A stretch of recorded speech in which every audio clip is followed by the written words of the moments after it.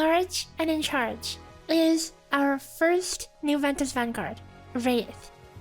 Let's break down her different builds, teams and potentials, and dig into calculations for emblems, discs, and more. Wraith is a ranged melee hybrid, switching styles based on her proximity to the enemy. Her skill has 3 charges, represented by these diamonds to the side.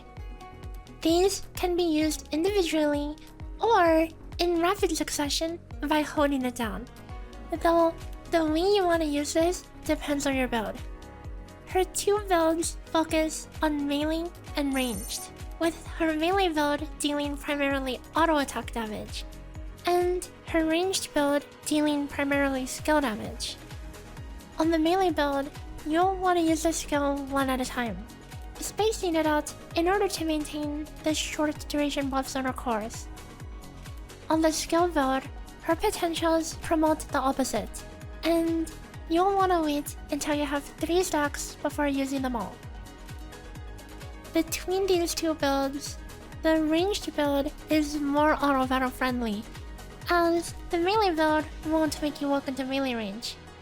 However, the skill build has a higher skill ceiling, as dodge cancelling with good timing can result in getting more laser hits in.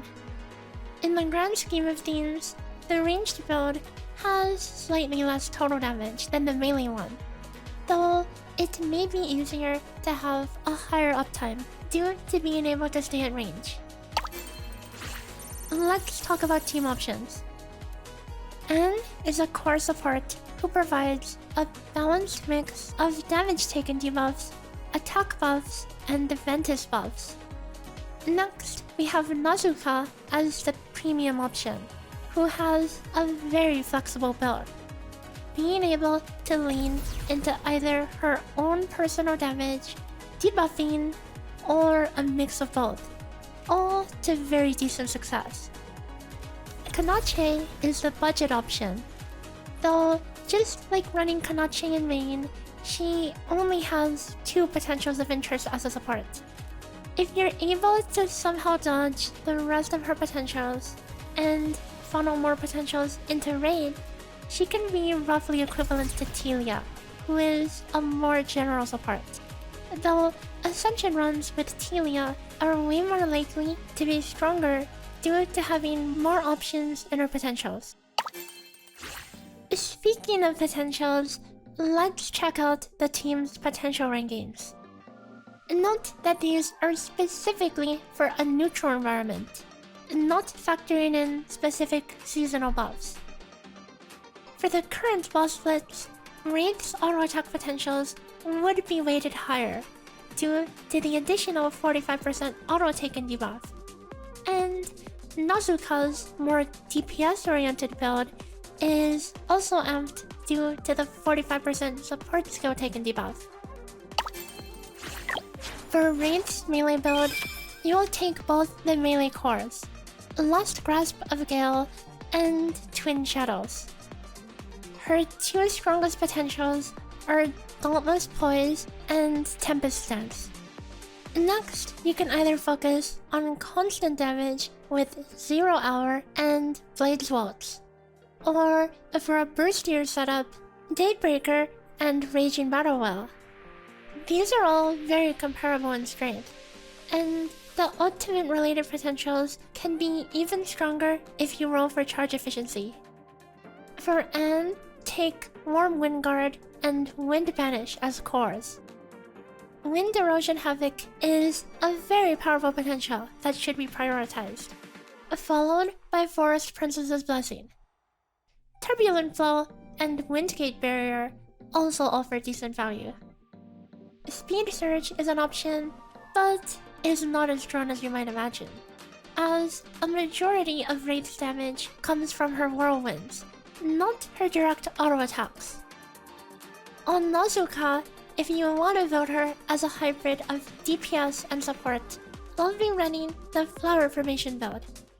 Almighty Leader and Flower Formation Erosion are the 2 highest value potentials to take in this case, as they benefit the entire team's damage. Flower Formation Blast, Wind Demon Seed, and Self-Improvement all have fairly similar value to take afterward. In a more support-oriented Nazuka build, you'll want to mix and match Flower Formation Waves and Youth Dazzling as cores, which will benefit Erosion and Weakness respectively.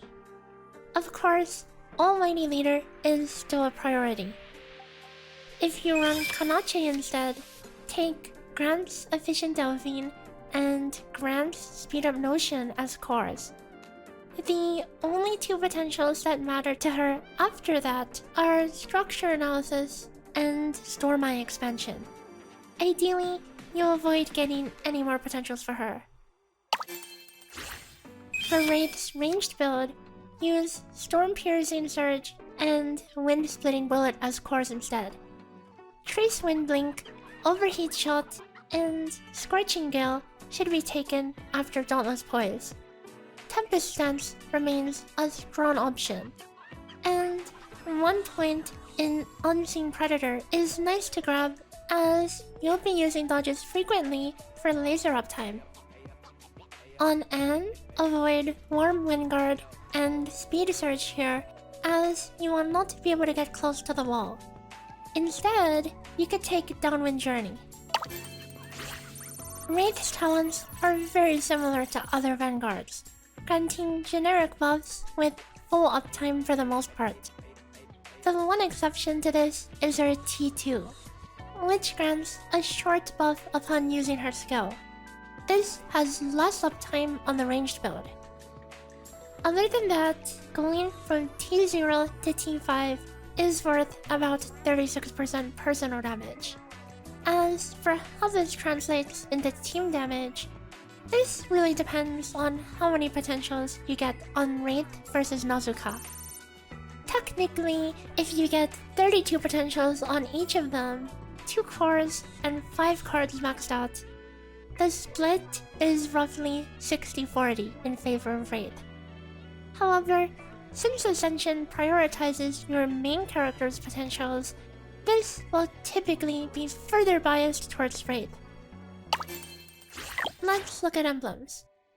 As with most other characters, Pen is the strongest general stat.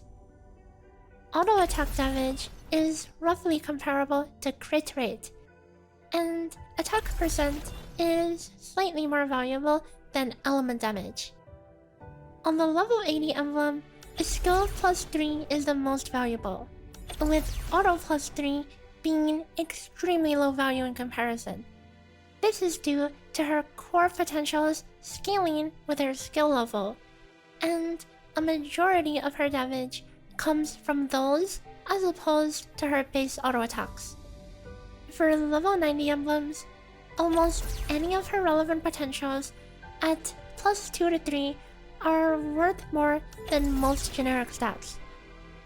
Dauntless Poise and Tempest Stance are the most powerful of these options, with other options falling behind a bit, roughly matching the value of auto attack damage.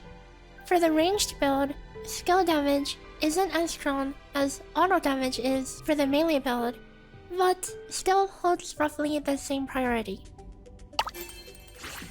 And now, on to disc calculations.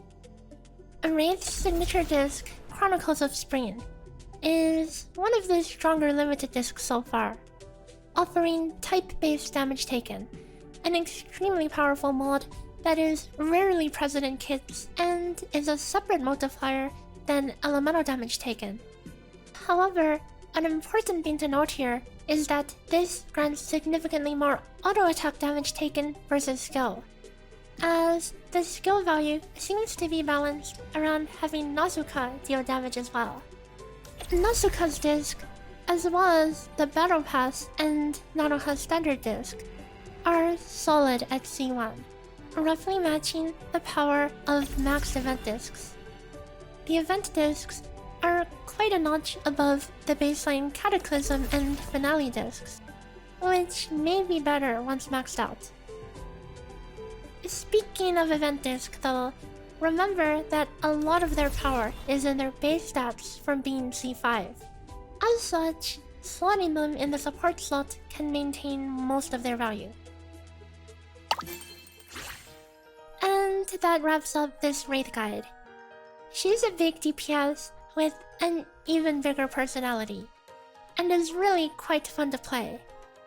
I honestly am more of a fan of the ranged variant because it's satisfying to dodge and shoot out lasers. Meanwhile, I can't see what the F is going on with the melee one. Anyway, I'll see you guys next time. Bye bye!